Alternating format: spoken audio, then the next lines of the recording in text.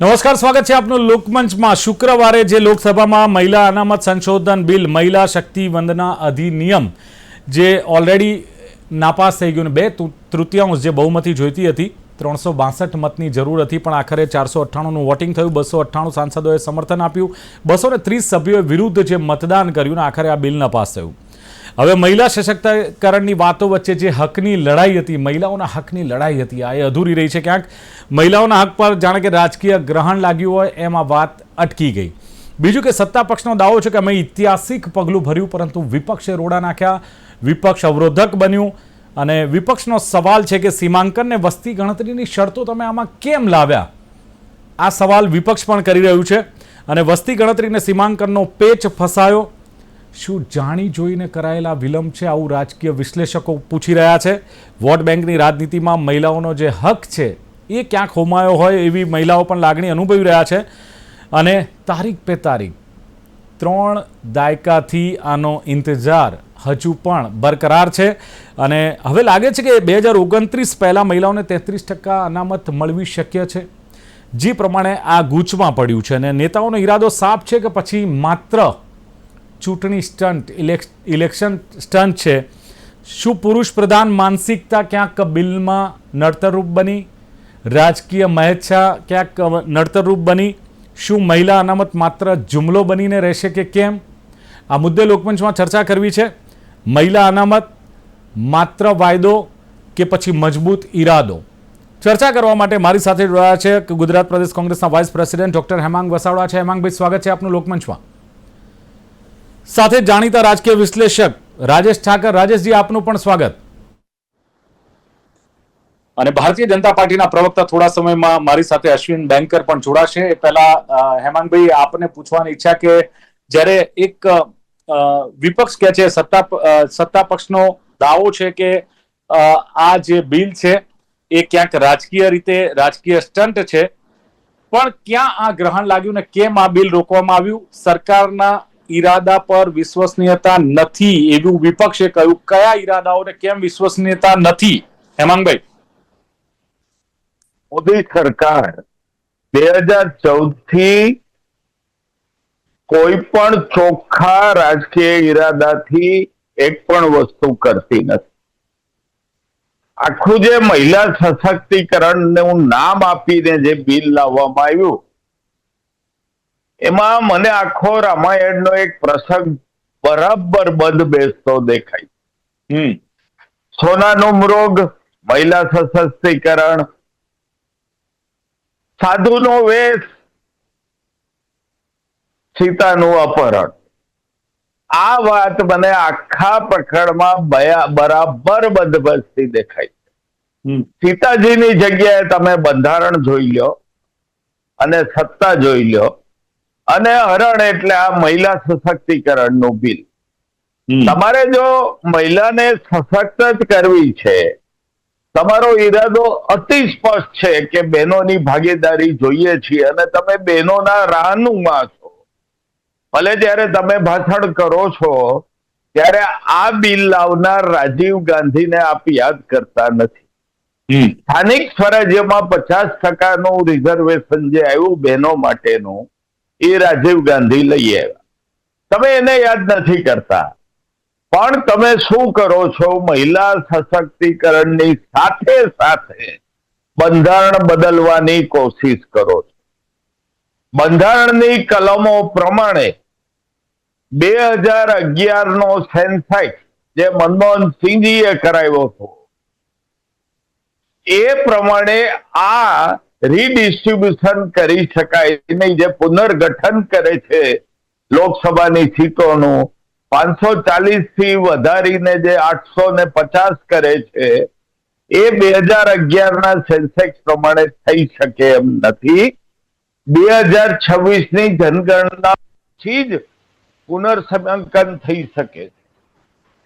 આખી મેટર જે છે એ નારી સશક્તિકરણના બિલની પાછળ લોકશાહીનું ચીરહરણ કરવાનો પ્રયાસ હતો। આ વાત જો આપણે બરાબર સમજીએ તો હું બહુ સ્પષ્ટપણે એવું કહું છું કે વિપક્ષનો ઈરાદો સાફ છે। વિપક્ષે માગણી કરી કે બહેનોના જે મત છે એ અત્યારે જ કરી દો ને, 540 સીટમાં તમે રિઝર્વેશન આપી દો. સીટ વધે પછી તમારે રિઝર્વેશન શું કામ આપવું છે? બીજી વાત એ છે કે વિશેષ શસ્ત્ર બોલાવવાની શું જરૂર હતી તમારે? That is also a problem કે વિશેષ શસ્ત્ર જયારે ધારાસભાની ચૂંટણીઓ ચાલી રહી છે, મતદાનના દિવસો નજીક છે, ત્યારે તમારે વિશેષ શસ્ત્ર શું કામ બોલાવવું પડ્યું અને લોકોને ડિસ્ટર્બ કરવાના થયા ચૂંટણી પ્રચારમાંથી? આવું શું કામ થયું? એટલે મલિન ઈરાદો જે હતો નરેન્દ્રભાઈનો, એ ઈરાદો વિરોધ પક્ષોએ પાર પાડવા દીધો નહીં. બંધારણની કલમ બદલવા માટે પ્રયાસ થયા. એ દ્વારા પુનર્સીમાંકન લોકસભાનું આપણે જોયું છે કે સ્થાનિક સ્વરાજ્યમાં એમને અનુકૂળ આવે એ રીતે એ લોકોએ સીમાંકનો કર્યા છે. એ જ વસ્તુ ગુજરાત મોડેલ લોકસભામાં લગાવવા ગયા પણ સફળ થયા નથી. આમાં નારીનો કોઈ જ સવાલ નથી કે એના એ રાહનામા છે, એ નારીઓને હક આપવા માંગે છે. અને કલ્યાણ બેનર્જીની સ્પીચ યાદ કરવી પડે કે તો મંત્રીમંડળમાં પણ બહેનોને 50% સ્થાન આપો અને પ્રધાનમંત્રીની સીટ રોટેશનમાં લઈ આવો. જે મેયર, જિલ્લા પંચાયતના પ્રમુખ, તાલુકા પંચાયતના પ્રમુખની સીટો રોટેશનમાં છે, એમ આ સીટો પણ રોટેશનમાં લઈ આવો.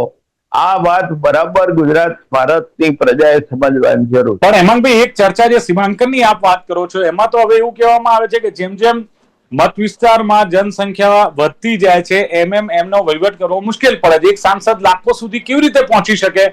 તો એ 2010માં તમે બિલ લાવ્યા હતા, હવે 2026 એટલે લગભગ 16 વર્ષનો ગાળો છે. ઇન બિટવીન જે જનસંખ્યા વધી છે એને કારણે ક્યાંક સીમાંકનની જરૂર છે. સીમાંકનની જરૂર છે જ. વિપક્ષ પણ ના નથી પડતો, કોંગ્રેસ પણ. તેનો બેઝ કયો?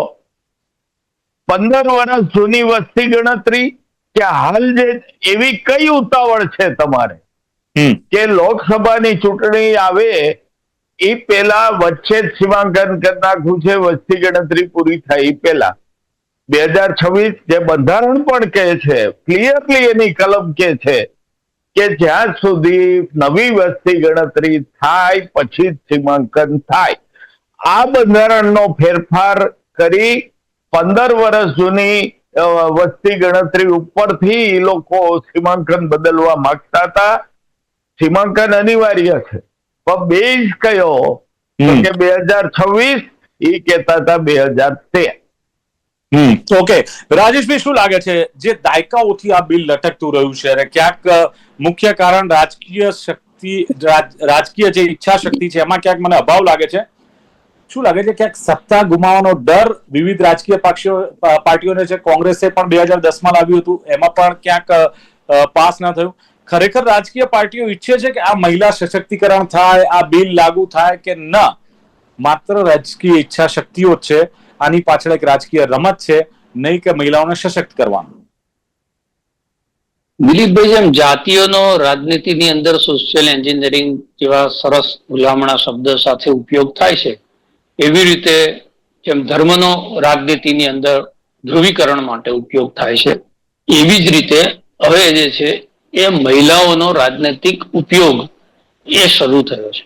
કેટલા બધા વર્ષોથી, જેમ એમણે કીધું કે રાજીવ ગાંધીએ સ્થાનિક સ્વરાજની ચૂંટણીમાં 50% મહિલા આરક્ષણ આપ્યું, ત્યારથી જે છે આ મુદ્દો ચર્ચામાં છે. જો શુદ્ધ ભાવે તમામ રાજનીતિક પાર્ટીઓ ઈચ્છતી હોય તો મહિલાઓ જે છે એ મુખ્ય ધારાની અંદર, એટલે કે જે સિસ્ટમ છે સિસ્ટમની અંદર આવે, તો સૌથી પહેલા તો દરેક રાજકીય પક્ષોના સંગઠનની અંદર મહિલાઓ માટે 30%, 33%, 35% રિઝર્વેશનનો સૈદ્ધાંતિક અમલ કરવો જોઈએ. કારણ કે જ્યારે ટિકિટ વેચવાની હોય કે પાર્ટીઓના કોઈ નિર્ણય કરવાના હોય ત્યારે એ નિર્ણયો સંગઠન કરતું હોય છે, અને સંગઠનની અંદર મોટા ભાગે તમે જોશો જે વ્યવસ્થા દરેક પોલિટિકલ પાર્ટીમાં, તો એમાં પુરુષોની સંખ્યા વધારે હોય, મહિલા મોરચો હોય, પણ મુખ્ય જે સંગઠન છે મુખ્ય સંગઠનની અંદર મહિલાઓનું પ્રતિનિધિત્વ ઓછું હોય. એટલે તમને આપણે સ્વાભાવિક સમજી શકીએ છીએ કે જે પણ નિર્ણયો લેવાય એ નિર્ણયો કેવી રીતે લેવાય. આજે હેમાંગભાઈ જે સવાલ કર્યો એ પ્રિયંકા ગાંધીએ સંસદની અંદર પણ કીધું કે તમને મહિલાઓને દાખલા તરીકે પ્રતિનિધિત્વ જે આપવું છે તો બીજી બધી ટેકનોલિટીમાં પડ્યા વગર હાલની જ જે વ્યવસ્થા છે વ્યવસ્થાની અંદર આપણે 33% મહિલા આરક્ષણ કેમ નથી આપતા? પણ એમાં એવું છે કે જે પુરુષ સંસદ સભ્યો છે એમણે એમની જગ્યા જે છોડી આપવી નથી અને એટલા માટે આ પરિસીમનની જે છે એ વાત આવે છે. હવે નારી મહિલા બિલ આ જે છે નારી વંદન બિલ એ 2023માં સર્વસંમતિથી પાસ થઈ, રાજ્યસભામાં સર્વસંમતિથી અને લોકસભાની અંદર માત્ર 2 વોટ સામે પડ્યા હતા, 402 વોટ એક તરફ પડ્યા હતા, એટલે એ પણ લગભગ સર્વસંમતિથી પાસ થઈ ગયું હતું. એટલે આ જે બિલ નવેસરથી મૂકવામાં આવ્યું વિશેષ સત્ર બોલાવીને, એ મહિલા બિલ નહોતું. એ બિલના અમલીકરણ માટેની જે 2 શરતો હતી જે 2023ના બિલમાં હતી, એ શરતોના એમેન્ડમેન્ટ સાથે આ બિલ લાવવામાં આવ્યું. જેમ કીધું કે 2011નો બેઝ લેવાની વાત છે, જ્યારે પેલામાં 2026ના જનગણના થઈ ગયા પછી એમ કે એને લાગુ કરવું એ વાત હતી. એમાં બીજો એક વિષય જે છે એ જે ભય વિપક્ષે વ્યક્ત કર્યો છે એ રિઝર્વેશન વિધિન રિઝર્વેશનની વાત, કે ભાઈ મહિલા આરક્ષણની સાથે સાથે એની અંદર ઓબીસી આરક્ષણ પણ કેટલા અંશે છે, એટલે એ બીક ના રહે કે ભાઈ જે નવી સીટો વધે છે મહિલાઓની એની અંદર ઓબીસી પ્રતિનિધિત્વ ધરાવતી સીટ ઉપર પણ જનરલ કેટેગરીની મહિલા જે છે જીતી ગયા તો જનરલ કેટેગરીની સીટ હોય એના ઉપર એસસી એસટી કે ઓબીસી પ્રતિનિધિત્વ આવી જાય, જે ચિંતા અત્યારે અહીંયા પાટીદાર સમાજ કરી રહ્યું છે અને હાઈકોર્ટમાં એના માટે સ્થાનિક સ્વરાજની ચૂંટણીમાં ગયું. એ જ પ્રકારનો એક મુદ્દો ત્યાં ઉભો થયો.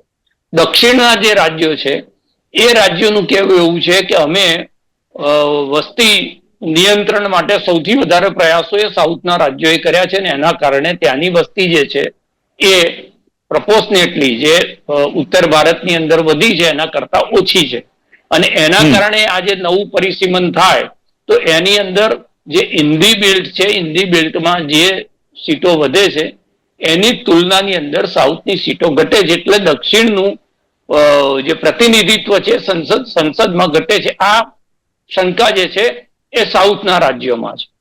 અને ત્રીજું જે મહત્વની વાત છે કે ભાઈ જે એક વખત સૈદ્ધાંતિક સ્વીકાર થયો તો એની અંદર હવે 2011નો બેઝ લેવામાં આવે છે. એનો મતલબ કે સરકારની મંશા ઉપર વિપક્ષોને સંદેહ હતો કે જે બિલ આપણે સર્વસંમતિથી પાસ કર્યું હતું એનું એ બિલ તમે લાવો તો એના ઉપર અમે મત કરવા તૈયાર છે. વાત જે પણ હોય તે, પણ વર્ષોથી લટકતો આ મામલો મહિલાઓને પ્રતિનિધિત્વ આપવાનો એ ફરી એક વખત જે છે એ ટેકનિકાલિટીમાં અને પોલિટિકલ દ્રષ્ટિકોણથી એને જોવાની બાબતમાં જે છે અત્યારે લટક્યો છે. હવે તમે સમજો કે દાખલા તરીકે નવી વસ્તી ગણતરીની એની અંદર પણ જાતિ આધારિત સેન્સેક્સની વાત છે, એ તમે 27 કે 28 સુધીમાં પૂરું પણ કરી દો તો પરિસીમન માટે જે જોઈએ 3 થી 5 વર્ષ થતા હોય, 3 થી 5 વર્ષ જોઈએ, એટલે 29 ની અંદર આ લાગુ થઈ શકે નહીં, એ 34માં થાય. પણ એટલે જ વિપક્ષે સવાલ ઉપાડ્યો કે 2 સ્ટેટની અંદર ચૂંટણીઓ ચાલી રહી છે ત્યારે તમે વિશેષ સત્ર બોલાવી અને સત્તા પક્ષને ખબર જ હતી કે 2/3 બહુમતીથી બિલ પાસ કરવા માટેની સંખ્યા આપણી પાસે નથી, કારણ કે જે મીટિંગ થઈ ગઈ હતી વિપક્ષની એની અંદરથી જે વાત બહાર આવી હતી એમાં ખબર જ હતી કે તમામ વિપક્ષ જે છે એ આ બિલનો વિરોધ એક સાથે કરવાના છે, એટલે બિલ પાસ થવાનું નહોતું અને તે છતાંય બિલ લાયા છે. અને હવે જે છે સદનની અંદર જે બિલ હાર્યા છે એ હવે સડક ઉપર એની ચર્ચા શરૂ થશે. અને સત્તા પક્ષ એટલે કે ભારતીય જનતા પાર્ટી એ આ બિલને, વિપક્ષો જે છે એ નારી વિરોધી માનસિકતા ધરાવે છે એ રીતે પ્રજાની વચ્ચે લઈ જશે, એટલે હવે પોલિટિકલ ચર્ચાની અંદર શરૂ થઈ. અશ્વિનભાઈ, એક સવાલ જે વિપક્ષ પૂછી રહ્યું છે કે તમારી જો મનસા સારી હતી તો 2023માં તો ઓલરેડી આ બિલ પાસ થઈ ગયું હતું અને વિપક્ષે પણ સમર્થન આપ્યું હતું, તો પછી જો ઈરાદો નેક હતો, તમે મહિલા સશક્તિકરણની વાતો કરતા હતા, તો 2024માં તમારે આનો અમલ કેમ ન કર્યો, એમ સવાલ એ છે. અશ્વિનભાઈ. દિલીપભાઈ, જો આપ સૌ જાણે છે કે સંસદની અંદર ભારતીય જનતા પાર્ટીને 2/3 મેજોરિટી માટે સંખ્યા ઓછી પડે છે, પરંતુ ભારતીય જનતા પાર્ટીની એક મનસા છે કે મહિલાઓને એનો હક મળવો જોઈએ. હવે મહિલાઓને હક આપવા માટે આપણે કહ્યું એમ 2022 થી લઈને ભારતીય જનતા પાર્ટીની સરકારો જ્યારથી આવી ત્યારથી એનું મન બનાવ્યું છે અને તે વખતે પણ બિલની રજૂઆત કરી હતી. આજે પણ બે હાથ જોડીને વિપક્ષને કહેવામાં આવ્યું કે અમે તમારી સાથે તમારા સહયોગથી મહિલાઓને હક આપવા માંગીએ છીએ. આદરણીય નરેન્દ્રભાઈ મોદી સાહેબે કહ્યું કે આ જ્યારે બિલ મંજૂર થશે ત્યારે તમારા પણ કોઈ નેતા પ્રતિનિધિ જે હશે એમનો ફોટો છાપીશું અને તમને જસ આપીશું. જરૂર ક્યાં આવી અશ્વિનભાઈ? 2023 ઓલરેડી આ પાસ થઈ ગયું છે. 2024 થી તમે લાગુ કરી શક્યા હોત આને. નહીં, જો આ જ્યારે સીમાંકન અને રિઝર્વેશન બંનેને સાથે લાગુ કરવું હોય ત્યારે કોન્સ્ટિટ્યુશનલ જે એમેન્ડમેન્ટ છે એની અંદર 2/3 મેજોરિટી જરૂર પડે છે. આ સાદી અમારી મેજોરિટીથી મંજૂર થાય એવું આ બિલ નથી. આ બિલમાં આ વખતે જે સુધારા વધારા કરીને સર્વાંગીણ રીતે ભારતની સંસદમાં પણ સીટો વધે, વસ્તી ગણતરી થઈ રહી છે. સેન્સેક્સના આધારે એ લોકસભા અને વિધાનસભામાં સીટો વધે તો એ સીટો વધે અને એમાં રિઝર્વેશન પણ લાગુ થાય એ મનસાથી એક સાથે આવડું મોટું બિલ એક્ઝેક્ટલી વાત ત્યાં છે અશ્વિનભાઈ કે મનસા એ હતી કે જે સીમાંકન કરવું જરૂરી હતું. બાકી ઓલરેડી જો તમે ઈચ્છતા હો તો તમે બિલની રાહ શું કામ જુઓ છો? તમારી જ પાર્ટી ભારતીય જનતા પાર્ટીમાં આપો 33% 50% આપો ને. 2011માં 2012માં બહુમતી હતી, તમારી 2014માં બહુમતી હતી, પૂર્ણ 2019માં પણ હતી. તો પછી આટલા વર્ષો કેમ લાગ્યા? ચૂંટણી નજીક આવી અને એમ કે ક્રેડિટ લેવા માટે આનો ઉપયોગ થયો છે એવો એક આક્ષેપ ભારતીય જનતા પાર્ટી પર થઈ રહ્યો છે. ના, એ આક્ષેપ બેબુનિયાદ છે. બેબુનિયાદ એટલા માટે છે કે ભારતીય જનતા પાર્ટીએ એનો પ્રયાસ કર્યો છે પરંતુ એમને સંખ્યાબળનો પ્રશ્ન છે. 400 સીટ હોત તો કોઈને પૂછવાનું નહોતું દિલીપભાઈ. પરંતુ આવડું મોટું એમેન્ડમેન્ટ એ કોન્સ્ટિટ્યુશનલ જોગવાઈ પ્રમાણે 2/3 મેજોરિટી થાય. હવે અગાઉ જે કરવું હતું સાદી મેજોરિટીથી, પરંતુ અમારી એટલી મેજોરિટી નહીં હોવાના કારણે આજે રાજ્યસભા અને વિધાનસભા લોકસભામાં મેજોરિટી બની છે અને થોડીક ઘટે છે એ વિપક્ષનો સાથ લઈને કરવું છે. મૂળ વાત આ છે દિલીપભાઈ, કોંગ્રેસને આ મહિલાઓને અધિકાર આપવાનો આજે પણ ઈચ્છા નથી. પૂજનીય ડોક્ટર બાબા સાહેબ આંબેડકરે મહિલાઓ માટે આ કાયદા બનાવ્યા અને મહિલાઓને અનામત આપવાની કોંગ્રેસને જવા દો. બધાને કરી. તમે જે પ્રશ્ન પૂછો અશ્વિનભાઈ તમારી વાત કરો. એક મિનિટ. 33% 50%ની આપણે વાત કરીએ છીએ. અત્યારે તમે જુઓ લોકસભામાં માંડ 15% મહિલાઓ છે. એમાં તમે રાજકીય પાર્ટીઓ જવાબદાર નથી તો કોણ જવાબદાર છે? કરો સશક્તિકરણ, કોણ ના પાડે છે? એમાં તો કોઈ બંધન આવતું નથી. તમે શરૂઆત કરો ને, ભારતીય જનતા પાર્ટી કરે ને પછી વિપક્ષને કે જુઓ અમે આટલી મહિલાઓને ટિકિટ આપી અથવા આટલી મહિલા સંસદમાં આવી, લોકસભામાં આવી, પણ કોંગ્રેસ નથી ઈચ્છતી. કરો. કોંગ્રેસ તો એમ કે છે કે અમે તો કેટલું બધું મહિલાઓને મીરા કુમારી થી લઈને ઇવન સોનિયા ગાંધી થી લઈને ઇન્દિરા ગાંધી કેટલા બધા નામ ગણાવે છે કોંગ્રેસ તો. બનાવ્યા. જનતા પાર્ટીને નામો ગણાવવાની જરૂર નથી. મુર્મુજી રાષ્ટ્રપતિજી છે. હા, એવા તો અનેક મહિલાઓ અત્યારે ભારતીય જનતા પાર્ટીના શાસનમાં એ પદાધિકારીઓ છે. વિધાનસભા અને કોર્પોરેશન હમણાં ગુજરાતમાં આપણે અમદાવાદમાં ચાલે છે તો બધી બહેનોને યોગ્ય પ્રતિનિધિત્વ મળ્યું છે. વધારે સીટો પણ આપવામાં આવી છે. બહેનોને પ્રતિનિધિત્વ આપવું ભારતના ભાજપના સંવિધાનમાં પણ છે. ભાજપના સંગઠનાત્મક જે સંવિધાન છે એમાં પણ એમને પ્રતિનિધિત્વ આપવામાં આવ્યું છે. વાત આ છે કે આવડા મોટા બિલમાં અને અત્યારે સમય હતો ત્યારે કોંગ્રેસને શું પેટમાં દુખે છે? આ મહિલાઓને અધિકાર આપવા માટે કોંગ્રેસને ક્યાં વાંધો છે? અને પછી જયારે એમ કે છે કે અમારા નેતા સોનિયા ગાંધી છે તો સોનિયા ગાંધીએ મહિલાઓનો પક્ષ કેમ ના લીધો? આ મારો કોંગ્રેસને સવાલ છે. ચલો બિલકુલ. ઓકે. વસાવડા સાહેબ, જે પ્રમાણે કોંગ્રેસના કોર્ટમાં હવે તો બોલ આવે છે, પણ ખાસ જે પોતાના સંગઠનમાં કે તમારે કોંગ્રેસને પણ આ સવાલ ઉઠે કે ટિકિટ ફાળવણી હોય એમાં 33%ની 50% આપવી જોઈએ. યુપીમાં તમારો નારો હોય છે પ્રિયંકાજીનો, લડકી હું લડ શકતી હું, તો પછી કાયદાની રાહ શું કામ જોવાની જરૂર? તમારે પણ પક્ષ સ્તરે હિંમત બતાવવી જોઈએ. મારે અશ્વિનભાઈને પૂછવું છે કે વારે વારે એમણે એમ કીધું કે આ ફેરફારમાં 2/3 બહુમતી જોઈએ. કયો ફેરફાર? સીમાંકન કયા ફેરફારમાં? સીમાંકનનો એમણે કહ્યું, સીમાંકનના ફેરફાર. ત્યાં જ તમે ખોટા છો. બે કનેક્ટ શું કામ કરો છો? તમે નારી સશક્તિકરણ બિલ 2023 પાસ થઈ ગયું છે, લગાવી દો. તમે મલિન ઈરાદો રાખ્યો, રામાયણની જે મેં કથા કરી એવું કરવા ગયા એટલે આ પ્રશ્ન થયો છે. એટલે આ પહેલી વાત. બીજી વાત કે તમારી વાત બહુ સાચી છે કે કાયદા વગર આપણે પ્રયાસ કરવા, રાજકીય પક્ષોએ પ્રયાસ કરવા જોઈએ. કાયદો હોય કે ન હોય, મહિલા પ્રતિનિધિત્વ આપવું જોઈએ. પણ એમાં એક ટેકનિકલ પ્રોબ્લેમ જે ઉભો થયો છે એ છે દિલીપભાઈ કે અનામત આવે, મહિલા અનામત, તો મહિલા સામે મહિલા ચૂંટણી લડે. જ્યારે તમે મહિલા સામે પુરુષને ચૂંટણી લડાવો છો ત્યારે કઈ રીતનું પરિણામ આવશે એની કોઈ ચર્ચાઓ, ચિંતા હોય છે, એનો કોઈ સીધો જવાબ હોતો નથી. કારણ કે જે હેતુ છે કે 50% મહિલાઓ લોકસભામાં પહોંચે, હવે પુરુષ સામે મહિલાઓ લડે છે અને પુરુષો જીતે છે, તો એ હેતુ બરાવતો નથી. એટલે હેતુ બરાવે ત્યાં લગીના પ્રયાસ કોંગ્રેસે પોતે કર્યા છે. મહિલા આમાં નરેન્દ્રભાઈની સ્ટાઇલ શું છે ખબર? જૂનું ચાલતું હોય એને નવા નામે ઘુસાડવું. જે યોજના ઇન્દિરા ગાંધી આવાસ હતી તો કે નહીં, ઇન્દિરા ગાંધી નહીં, શ્યામા મુખર્જી આવાસ યોજના, ફલાણું નામ બદલવાનું કામ કરે છે. એટલે વધારે એક નામ બદલ્યું છે એને. આ પહેલ રાજીવ ગાંધીએ કરી હતી, ત્યારે વાજપેયીજી, અડવાણીજી અને જસવંતસિંહ એમણે આનો વિરોધ પણ કર્યો હતો, જે ઓન રેકોર્ડ છે. અને પોતાના પક્ષના નેતાઓએ વિરોધ કર્યા પછી સામેના પક્ષની બેચ્છા નથી ને નારી વિરોધી છે એની વાત તો આ લોકો જ કરી છે. ક્યાંય શરમ ન નડ્યો, ક્યાંય શરમ ન નડે આ લોકો. આ વાત છે.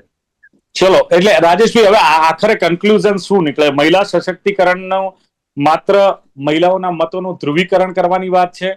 માત્ર એક ચર્ચા જે 3 દાયકાથી જયારે આ બિલ લટકી રહ્યું છે ત્યારે શું લાગે છે કે ખરેખર જો શાસક પક્ષને ખબર હતી કે 2/3 બહુમતી નથી મળવાની તો આ બિલ કેમ એમણે રજૂ કર્યું? બીજું, હેમાંગભાઈએ કહ્યું તેમ કે આ બિલ અને સાથે સીમાંકનની વાત, આને ક્યાં જોડવામાં આવે છે? બિલ ઓલરેડી પાસ થઈ ગયું છે, તમે સીમાંકનનો મામલો અલગ રાખો તો પછી તમારે 2/3 જરૂરત ક્યાં છે? આ બે સવાલોને કઈ રીતે આપ જોઈ રહ્યા છો?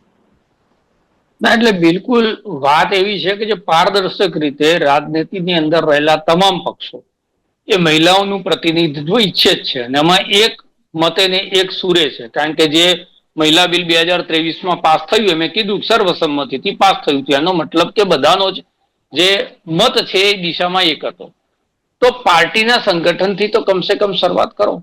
ચૂંટણી હારવા જીતવાની બાબતમાં જે હેમંતભાઈએ કીધું એમાં કંઈક અંશે આપણે સહમત થઈ શકાય. કારણ કે ઘણી બધી વખતે શું થાય છે કે મહિલાનું પ્રતિનિધિત્વ અમે આટલી ટિકિટો આપી એવું બતાવવા માટે જે સીટ નબળી હોય ત્યાં પણ મહિલાને ટિકિટ આપી દેવામાં આવતી હોય છે કે ભાઈ આ સીટ જીતા એવી નથી, પણ આપણે પ્રતિનિધિત્વ બતાવવું છે કે ભાઈ ગુજરાતમાં 182 માંથી અમે 30 મહિલાઓને ટિકિટ આપી છે, તો 8-10 ટિકિટ એવી રીતે પણ અપાઈ જાય કે જે જગ્યાએ વિનિંગ કેપેસિટી તમારી ઓછી હોય, પણ તમે તમારા સંગઠનમાં તો કશું નડતું નથી. મને છેલ્લા ગુજરાત પ્રદેશ ભારતીય જનતા પાર્ટી ને ગુજરાત પ્રદેશ કોંગ્રેસ આ બંનેના મહિલા પ્રમુખનું નામ બંને મિત્રોમાંથી કોઈ કહી દે તો આપણને ખબર પડે કે મહિલાઓ માટેની ચિંતા એમની કેટલી છે. હાલનું જે સંગઠનનું માળખું છે બંને પક્ષનું, એની અંદર મુખ્ય હોદ્દાઓ જેને આપણે કહીએ છીએ પ્રમુખ, પછી મંત્રી, મહામંત્રી, સંગઠન મંત્રી, આ હોદ્દા ઉપર કેટલી મહિલાઓને પ્રતિનિધિત્વ આપવામાં આવ્યું? સ્થાનિક સ્વરાજની ચૂંટણીમાં તો કમ્પલ્શન છે કે ભાઈ 50% રિઝર્વેશન છે એટલે તમારે આપવાનું જ છે. હા, કેટલીક બેઠકોમાં આ વખત ભારતીય જનતા પાર્ટી અને કોંગ્રેસ બંને એવું કર્યું છે કે કેટલીક પેનલોમાં 3 મહિલાઓ હોય એટલે 2 રિઝર્વેશનની તો હોય ને, એ છતાં પણ ત્રીજીને આપી હોય એવી 4 કે 5 જગ્યાઓ એવું પણ થયું છે. સવાલ એટલો જ છે કે જો ગંભીરતાથી તમે જેમ જાતિનો ઉપયોગ પોલિટિક્સની અંદર કરો છો કે ધર્મનો ઉપયોગ પોલિટિક્સની અંદર કરો છો, એવી રીતે માત્ર મહિલાનો ઉપયોગ કરવા ના ઈચ્છતા હોય ને બધા એક સુરે એક મતે હોય, કોઈ પણ બિલની જરૂર નથી. મોરલ ગ્રાઉન્ડ ઉપર તમે, અને ગુજરાત જે છે, અશ્વિનભાઈ તો અહીંયા બેઠા છે, ગુજરાત તો દરેક વિષયમાં મોડલ છે. તો એ મોડલને હવે 2027ની ચૂંટણી આવી રહી છે, વિપક્ષની મનસા નથી, વિપક્ષે બિલને પાડી દીધું. તમે નક્કી કરી નાખો કે 2027ની ગુજરાતની ચૂંટણી એની અંદર અમે 33% મહિલાઓને જે છે એ ટિકિટ ફાળવીશું અને ત્યાં જીતાડી, અને ગુજરાતની અંદર એ કરી શકે સ્થિતિમાં છે. તો એક મેસેજ જે છે ભારતીય જનતા પાર્ટી તરફથી બધા જ પક્ષોને અને એને જાય. એટલે મારો તો આગ્રહ એવો છે કે દરેક પક્ષોએ પહેલા તો નૈતિક આધાર ઉપર પોતાના સંગઠનમાં અને પોતાની જે ચૂંટણીની ટિકિટો આપવાની પ્રક્રિયા છે, પ્રક્રિયાની અંદર મહિલાઓને સહભાગી કરવી જોઈએ. અને એ જો થાય તો મહિલાઓમાં એવો વિશ્વાસ પડે. આ જે અત્યારે ઝઘડો ચાલે છે તો પોલિટિકલ ઝઘડો છે કે ભાઈ સત્તા પક્ષની મનસા ઉપર વિપક્ષને શંકા છે, અને વિપક્ષ જે છે એ વિરોધ પક્ષ એટલે માત્ર વિરોધનું જ કામ કરે છે. આ વાત સત્તા પક્ષ કરે છે, પણ આની વચ્ચે મહિલા જે છે એને વિશ્વાસ કેવી રીતે ઉભો થાય? એટલે બિલકુલ આ એક જ વાત છે. જી, આપ કહી રહ્યા તે પ્રમાણે મહિલાઓએ પણ ક્યાંક વિચારવું પડશે, અને ખાસ તો જે મહિલા સંગઠનો છે, બંને પાર્ટીઓએ કેટલું એમાં સ્થાન આપ્યું છે મહિલાઓને. પ્રદેશ અધ્યક્ષ તરીકે મહિલાઓ છેલ્લે ક્યારે હતી એ સવાલો પણ રાજેશભાઈએ કર્યા છે. અને કોઈ બિલની જરૂર નથી. જો તમારે ખરેખર મહિલાઓને જો મહત્વ આપે, સશક્તિકરણ કરવું છે, બિલની જરૂર નથી. તમે સ્વતંત્ર છો, તમે આપી શકો છો, એમાં કોઈ એમેન્ડમેન્ટની જરૂર નથી, એમાં કોઈ 2/3 બહુમતીની જરૂર નથી. અને રાજેશભાઈએ કહ્યું એમ કે ગુજરાત મોડેલ છે ત્યાંથી શરૂઆત કરો કે હવે 2027માં વિધાનસભાની ચૂંટણી આવી રહી છે, તો તમે એમાં 33%થી ચાલુ કરો. ને બંને પાર્ટીઓને આ ટકોર છે. પણ લાગે છે કે 2029 પહેલા મહિલાઓને 33% અનામત મળે તેવી કોઈ શક્યતા નથી. ઈચ્છા શક્તિનો અભાવ ગણો કે ટેકનિકલ અવરોધ ગણો, નેતાઓના ઈરાદા કદાચ સાફ લાગતા નથી, અને ઇલેક્શન સ્ટન્ટ કદાચ આ હોઈ શકે. અને ખાસ તો માત્ર એક જુમલો બનીને અત્યારે તો રહી ગયું છે. આમ છતાં પણ બંને પાર્ટીઓને હજુ તક છે આવનારા દિવસોમાં મહિલા સશક્તિકરણ કરવાની. જો એ કરે તો ક્યાંક એક દાખલો બેસી શકે. અત્યારે ચર્ચાનું સમાપન કરીએ છીએ, અને ચર્ચામાં ભાગ લેવા બદલ ડોક્ટર હેમાંગ વસાવડા, અશ્વિન બેંકર, રાજેશ ઠાકર ત્રણેય જોડાયા. ખૂબ ખૂબ આભાર. Thank you very much. તો દર્શક મિત્રો, લોકમંચ કાર્યક્રમમાં હતી આજની ચર્ચા મહિલા અનામત બિલ, માત્ર વાયદો કે મજબૂત ઈરાદો. ફરી મળીશું એક નવી ચર્ચા સાથે. જોતા રહો ગુજરાત ન્યૂઝ. નમસ્કાર.